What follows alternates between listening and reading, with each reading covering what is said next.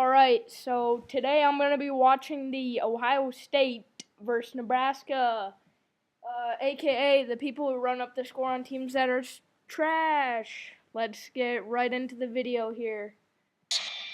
At Memorial Stadium, it's a beautiful place to watch a football game. There's no doubt about that. Not when you versus a ranked team or any single good team. It has not been the happiest place on earth as of yet. JT Barrett trying to become the third team in Big Ten history, Ohio State. Look at that, though. I still don't get why anyone on our team sets the edge. I mean, they were trying, but that's a great block right there, but I still don't get this. He should be taking a better angle, but... To score 50 points in 4 straight games, it's a good start. J.K. Dobbins, 52 yards down the left-hand sideline. Dobbins... Dude, was pretty fast. ...was over 100. Ohio State's up 7-0, but, fellas, the story of this game was J.T. Barrett. I mean, in the first half, he basically did anything he wanted to. Yep. We had too much... For once, too much coverage. No one looking on the QB spy because J.T. Barrett can run. But, yeah.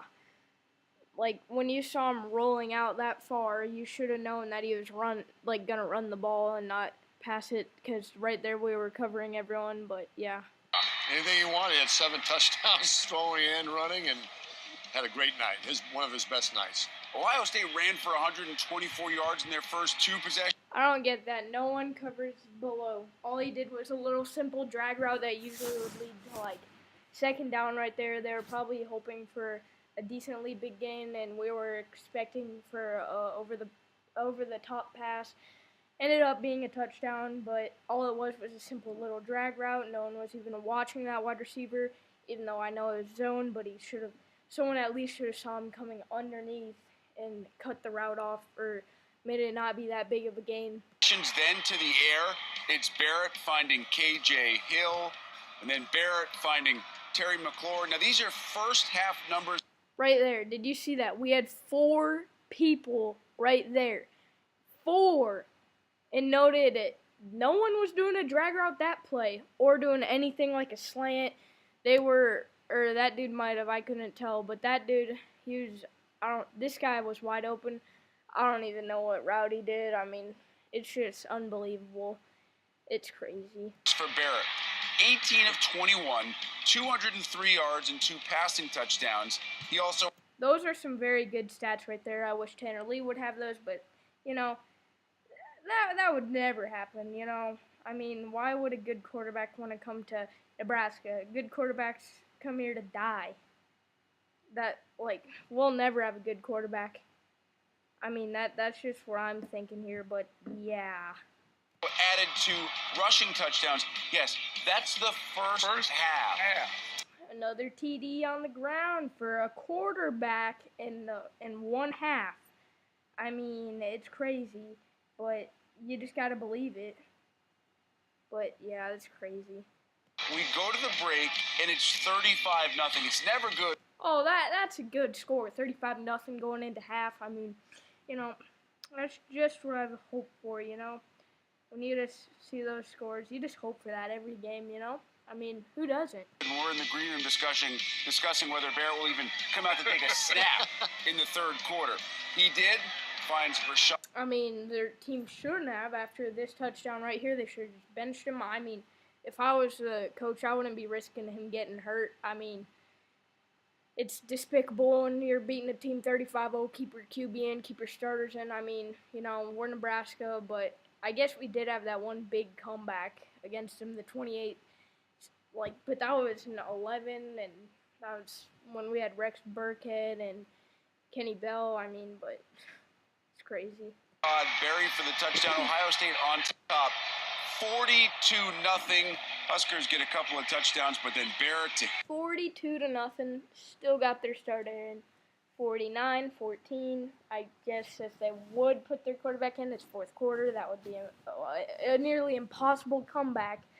Kept him in, another touchdown right here. You see, I mean, I don't really know what we should do here. I mean, I don't know. Hill, 7 total touchdowns for the second time in his career. Now Barrett has actually gone 6 touchdowns. 7 touchdowns in one game. Oh my gosh. Downs or more 3 times in his. Alright, so those were the highlights of Ohio State and the lowlights of Nebraska. You know, I mean, the whole game was a low light for us. But yeah, I mean, I guess Tanner Lee didn't throw an interception. That's a change for once. But yeah, J.D. Spielman right there. You can see 200 yards. Weber, wow, he had 15 tackles. Alright, so the total yards in this game, Ohio State had 633. That's not that much deciding the score, but that's actually a ton, but for the score you would have thought it would have been more, but nope. Then, Nebraska had a whopping 393. Yeah. But passing, it was actually pretty close. I mean, they only had 5 more passing yards than us. But, I mean, yeah. And right there, you can see rushing. They had 279. Guess how many we had? 44. That shows you that running the ball helps, because they wore us down within the first quarter, I would say, by running the ball all over us. But, yeah. That's all I have to say on that. But right there, you can see how our running game actually is a big factor in our game. And, yeah. But still, Zigbo is playing with passion. And this is the shocking part. We had 12 penalties for 104 yards. That's what kills the team right there. They only had 77, not 70, that would be record-breaking. 7 for 53 yards. We had 1 turnover. Oh yeah, I forgot. He did throw an interception. Possession time. This is where it gets interesting. They had 35 minutes and 15 seconds. And that's not that much for deciding the score. I mean, look at the score, 56-14. We had 24-45. We would drive the ball down to like the 40 or so of their side and then just go blank. We wouldn't score. And yeah, that's what'll kill a team right there. But it's crazy. And yeah, that's all I have to say. But those were the team stats. For box score, J.T. Barrett himself had 325 yards. And yeah, that's all I really have to say. I mean, that just proves our team and how our season might go. And I honestly don't know.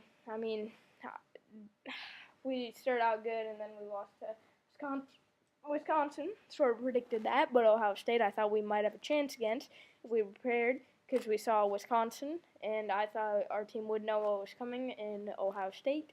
They obviously did not, and they're pretty garbo. But rather than that, that's all I have to say on the matter. Please like and share the video, and also subscribe. That will help out the channel. And thanks for watching.